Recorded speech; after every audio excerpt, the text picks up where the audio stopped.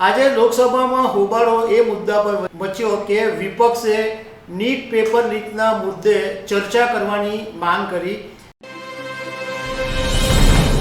નમસ્કાર દર્શક મિત્રો, લોકસભાની પહેલું જે સત્ર મળ્યું એનો આજે 5મો દિવસ હતો અને 5મા દિવસે લોકસભામાં જ્યારે શરૂઆત થઈ એના 15 મિનિટમાં જ ભારે બબાલ થઈ અને લોકસભાને 12 વાગ્યા સુધી સ્થગિત કરવામાં આવી।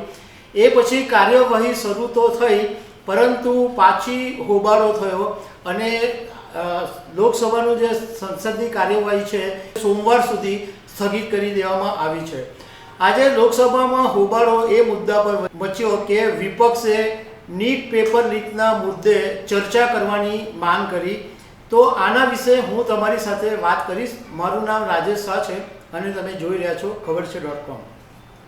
દર્શક મિત્રો, 24 જૂનથી લોકસભાનું જે પહેલું સત્ર છે એ શરૂ થયું અને પહેલા 2 દિવસ તો જે સાંસદો હતા એમને શપથનો કાર્યક્રમ કરવામાં આવ્યો અને એ 2 દિવસનો જે શપથનો કાર્યક્રમ હતો એ પ્રોટેમ સ્પીકરે કરાવ્યો।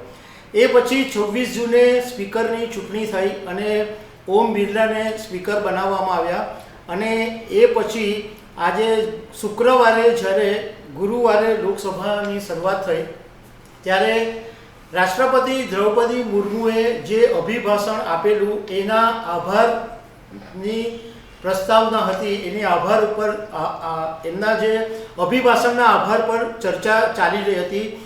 એ દરમિયાન વિપક્ષે નીટ પેપર લીક પર ચર્ચા કરવાની માંગ કરી અને 15 મિનિટની અંદર જ એટલો બધો ભારે હોબાળો મચી ગયો કે પછી 12 વાગ્યા સુધી સંસદને સ્થગિત કરી દેવામાં આવી। એ પછી ચર્ચા શરૂ થઈ પરંતુ વિપક્ષ કોઈ રીતે માનવા તૈયાર નહોતો અને નીટ ઉપર ચર્ચા કરવાની વાત કરી તો 1 જુલાઈ સોમવાર સુધી સંસદને સ્થગિત કરી દેવામાં આવી। હવે લોકસભાની અંદર વિપક્ષે સ્થગિત પ્રસ્તાવ મૂક્યો હતો। સ્થગિત પ્રસ્તાવનો અર્થ એ થાય કે કોઈ જે મુદ્દા ઉપર પ્રસ્તાવ રજૂ કરવામાં આવ્યો હોય એ મુદ્દા પર ચર્ચા કરવામાં આવે, સંસદના જે પણ કોઈ બીજા મુદ્દાઓ હોય એને અટકાવીને આ મુદ્દા ઉપર ચર્ચા કરવામાં આવે। એટલે આ વિપક્ષે સ્થગિતની દરખાસ્ત મૂકી પરંતુ સ્પીકરે ચોખ્ખી ના પાડી દીધી કે અત્યારે રાષ્ટ્રપતિના અભિભાષણની આભાર પ્રસ્તાવ પર ચર્ચા ચાલી રહી છે, એ દરમિયાન તમે સ્થગિત દરખાસ્ત મૂકી શકો નહીં। સ્પીકરે એમ કીધું કે આ તમે અત્યારે જે કંઈ પણ બોલશો એ રેકોર્ડ ઉપર નહીં આવે। જ્યારે રાષ્ટ્રપતિના અભિભાષણની આભારની જે ચર્ચા પૂરી થશે એ પછી તમારે જે કંઈ બોલવું હોય તે બોલજો। એ પછી લોકસભામાં એવું પણ બન્યું કે જ્યારે રાહુલ ગાંધી બોલી રહ્યા હતા ત્યારે એમનું માઇક બંધ થઈ ગયું તો એમના બીજા સાથીઓએ કીધું કે સાહેબ આ રાહુલ ગાંધીનું માઇક બંધ થઈ ગયું છે।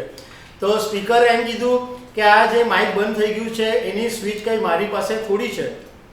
એટલે રાજકારણના જાણકારો અને કોંગ્રેસના નેતાઓએ પછી એવી વાત કરી કે ભલે એમની પાસે સ્વિચ નથી પરંતુ લોકસભાની અંદર માઇક બંધ થઈ જાય કે લોકસભાની અંદર વ્યવસ્થા જાળવવાનું કામ તો સ્પીકરનું જ છે। એમણે એ શોધવાની જરૂર હતી કે આ માઇક બંધ કેવી રીતના થઈ ગયું। એ પછી રાહુલ ગાંધીએ, એટલે જ્યારે લોકસભાની શરૂઆત થઈ એ પહેલાં રાહુલ ગાંધીએ સાંસદની બહાર મીડિયા સાથેની વાત કરી અને મીડિયા સાથેની વાતમાં રાહુલ ગાંધીએ એવું કીધું કે હું પ્રધાનમંત્રી નરેન્દ્ર મોદીને વિનંતી કરું છું કે આ નીટ પેપર લીકનો જે મુદ્દો છે એ યુવાનોનો મુદ્દો છે, વિદ્યાર્થીઓના ભવિષ્યનો મુદ્દો છે। એટલે આ મુદ્દા ઉપર યોગ્ય રીતે ચર્ચા થવી જોઈએ। અને રાહુલ ગાંધીએ એમ કીધું કે પ્રધાનમંત્રી નરેન્દ્ર મોદીને હું એ પણ વિનંતી કરું છું કે તમે પોતે પણ આ ચર્ચામાં સામેલ થાઓ જેથી એવો સંદેશ જાય કે વિદ્યાર્થીઓના ભવિષ્ય માટે ભારત સરકાર અને વિપક્ષ બધા ભેગા મળીને કામ કરે છે। હવે એવું જાણવા મળ્યું છે કે આ જે નીટ પેપર લીકનો મુદ્દો જે ઉછળ્યો છે એના ઉપર શિક્ષણ મંત્રી ધર્મેન્દ્ર પ્રધાન પોતે જવાબ આપશે એવું જાણવા મળ્યું છે। હવે પહેલી જુલાઈએ જ્યારે લોકસભા શરૂ થશે ત્યારે ફરીથી આ મુદ્દો ઉછળી શકે છે. રાહુલ ગાંધીએ આ પહેલાં જ્યારે નીટ પેપર લીક અને યુજીસી નેટની પરીક્ષા રદ કરવાનો જ્યારે મુદ્દો ઉછળ્યો હતો ત્યારે પ્રેસ કોન્ફરન્સ કરીને જ કહ્યું હતું કે આ મુદ્દાને અમે લોકસભામાં પણ ઉઠાવીશું, કારણ કે આ લાખો વિદ્યાર્થીઓના ભવિષ્યનો પ્રશ્ન છે.